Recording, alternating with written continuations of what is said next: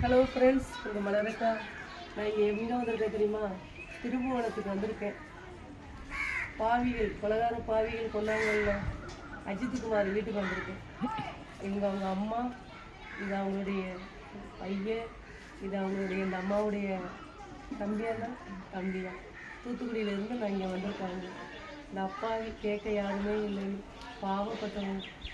ஆனால் இந்த குடும்பம் புள்ள பிச்சு இதெல்லாம் நியாயத்துக்கு அந்த ஆண்டவன் தான் அவங்களுக்கு தீர்ப்பு கொடுக்கணும். நான் இந்த ஒரு இடத்துக்கு நான் வந்ததோடு எங்கள் வீடை தேடி பிடிச்சி நான் வந்திருக்கேன். ஃப்ரெண்ட்ஸ் பாருங்கள், இந்த குடும்பத்துக்கு என்ன நியாயம் கிடைக்கணுமோ சட்டப்படி எங்களுக்கு உதவி செய்ய நாடார்லேருந்து எல்லாரும் வந்திருக்காங்க. எல்லாரும் முன்னின்றுருக்காங்க.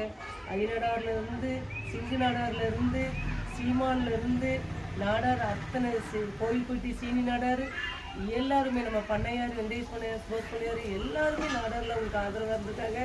ரெண்டாவது, இந்த ஊரில் உள்ள அத்தனை தேவமாரும் அத்தனை தம்பிமார்கள் எல்லாருமே, இந்த ஊர் மக்கள் எல்லாருமே ஆதரவாக இருந்திருக்காங்க. எல்லாத்துக்கும் நன்றி சொல்கிறேன்.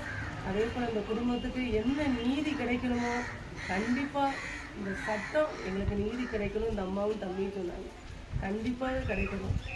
ஐயா முதல்வர் அவர்களே, எங்களுக்கு இந்த அம்மாவுக்கும் தம்பிக்கும் கட்டாயம் நீங்கள் நீதி வாங்கி கொடுப்பீங்க, நாங்கள் நம்புகிறோம்.